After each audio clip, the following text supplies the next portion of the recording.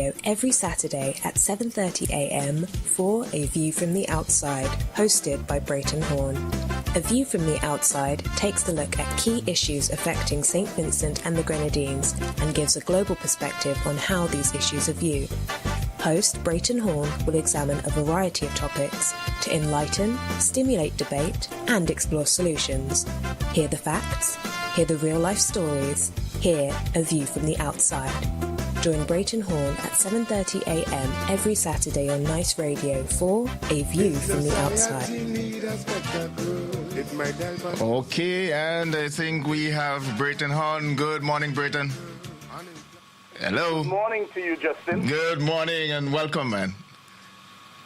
Yes, thank you. Yes. I'm pleased.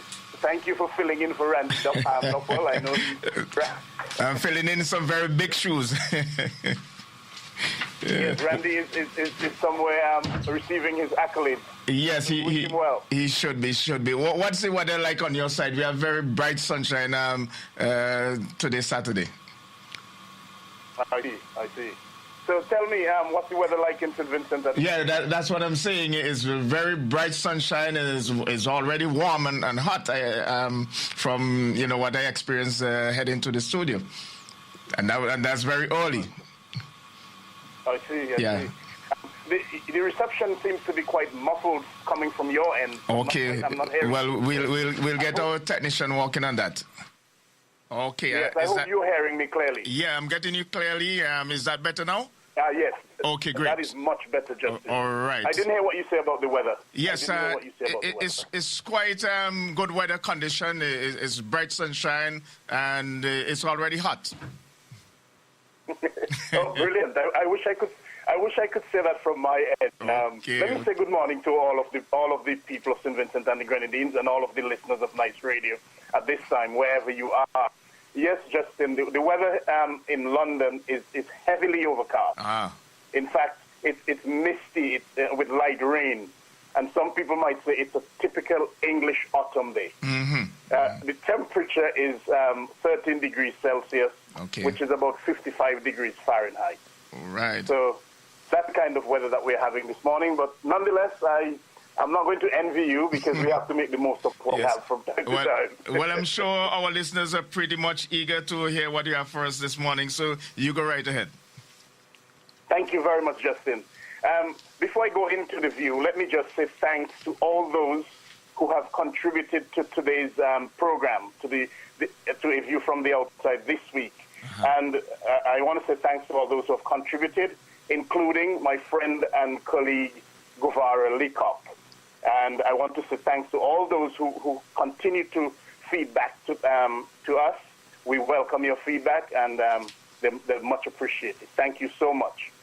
On View from the Outside this week being the 4th of November, 2017, we look at the issue of money laundering in St. Vincent and the Grenadines, with the view being that much needs to be done to repair the country's damaged reputation.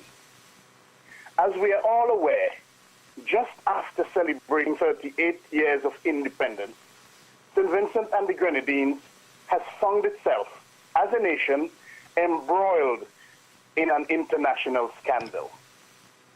Its name is being bandied about in the international media pertaining to the issue of money laundering. In fact, the truth is that St. Vincent and the Grenadines has been labeled as a country that is notorious for money laundering. It has been referred to in some quarters as a money laundering haven. The word used is notorious. So regardless to how one views the situation or what impression one wishes to take away from it, to be branded as a money laundering haven or a country that is notorious for money laundering is an extremely serious accusation. And it is for that reason why, on A View from the Outside, we say that St. Vincent and the Grenadines, being a small developing nation, makes it very important for for everyone concerned with its development to be mindful, careful even, of the impression that is created or that is allowed to be created in the international world. St. Vincent and the Grenadines is a picturesque Caribbean nation that depends on international trade, tourism, and aid from more developed countries. Therefore, if it becomes known as a money laundering haven or notorious for money laundering, then the country's international trade deals and our tourism product and the international aid we receive stand to suffer as a result. Experience has taught us that we do not have to look very far for such consequences, because we know of the situation with Canada and why visa restrictions were imposed on Vincentians traveling to that country. Indeed, if we are not careful, genuine investors will shy away from investing in St. Vincent and the Grenadines. We, St. Vincent and the Grenadines, as a nation, cannot afford that sort of situation. In order to put some perspective to the situation at hand, we should define two concepts. Firstly, money laundering, and secondly, notorious. The term money laundering is defined by the Cambridge Dictionary as, I quote, the crime of moving money that has been obtained illegally through banks and other businesses to make it seem as if the money has been obtained legally, unquote. Money laundering as a crime is also associated with fraud and corruption. It cannot, therefore, be a good thing in any way for St. Vincent and the Grenadines to be wrapped up in any money laundering scandal or accusation. We, as a nation, must strive to ensure that our country's image is clean, especially in the international world. The Merriam-Webster Dictionary defines notorious as, quote, generally known and talked of, or especially widely and favorably known, such as a notorious gangster, unquote. Therefore, in context, being described as a country notorious for money laundering, it means that St. Vincent and the Grenadines is generally known, talked of, or widely and unfavorably known for money laundering. In this regard, being notorious simply means that we are famous for money laundering. At this point, it is important to note that the offshore finance sector which exists in St. Vincent and the Grenadines is a feature of our economy, and there is nothing wrong with having such a sector. Indeed, offshore finance services are offered by several countries. A look at the Financial Services Authority shows us that St. Vincent and the Grenadines has a well-established and seemingly well-regulated financial services sector. Statistics show that St. Vincent and the Grenadines has a thriving international financial sector. Of interest are the 7,000 plus international business companies which are registered. In the present money laundering scandal, and indeed in the indictment charging 3 United States individuals with financial crime offenses, 2 companies registered in St. Vincent and the Grenadines are named. They are Global Endeavor Incorporated and Jeanette Limited. The date of the creation of Global Endeavor Incorporated is unknown, whilst Jeanette Limited was created in August 2011. The questions which therefore follow are these companies holding companies? Who are the directors of these companies? Who are their shareholders? Do we know if they form part of a set of layers of companies? If so, where are they in the layering?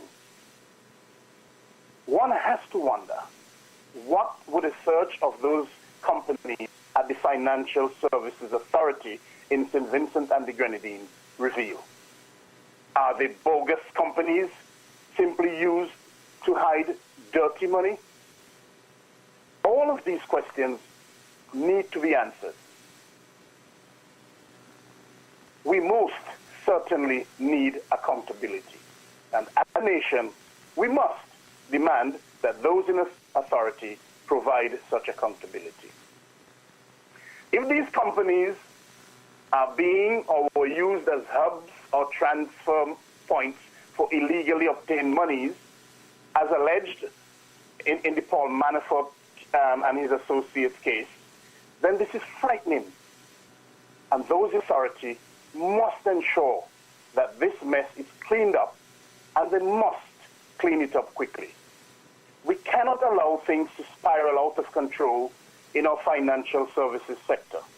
We, as a nation, St. Vincent and the Grenadines, must ensure that we do due diligence regarding persons who attempt to invest in St. Vincent and the Grenadines. It is crucial that we ensure that those who use and invest in our financial services, both locally and internationally, are people of integrity. We must not allow persons or organizations to use suspect or crooked companies to hide illegal activities in the country.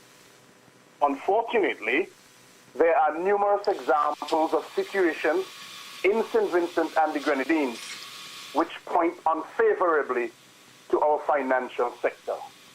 These include the Thierry Nano scandal, William Wise, the mysterious $1 million in cash that was attempted to be deposited in the Accountant General's account at the then National Commercial Bank a few years ago, the blacklisting of St. Vincent and the Grenadines in June 2015 by the European Union as a tax haven, the David Ames and the Bukamar debacle. And of course, now we have Paul Manafort and money laundering scandal. We must not forget as well that St. Vincent and the Grenadines has to date had the largest money laundering criminal trial in the Eastern Caribbean. That is the Kepasa case. Regrettably, all of those examples seem to be pointing to the fact that we are notorious for financial impropriety. Any Vincentian who is alarmed by these developments has a right to be so alarmed. There are those in authority must therefore explain to us what's happening and why it is that our nation is caught up in this mess. They owe it to the nation to clean up the mess. It is important that we, as Vincentians, whoever we are and wherever we are, strive to ensure that the image of St. Vincent and the Grenadines, our country, is not further tarnished on the international scene. We must do all that we can to try to repair the damage and to pull St. Vincent and the Grenadines back from being notorious. Until next week, Justin and all of the listeners, this is Brereton Horne with A View from the Outside, with a reminder to send feedback to aviewfromtheoutside@hotmail.com. That's aviewfromtheoutside@hotmail.com. Thanks again for your feedback.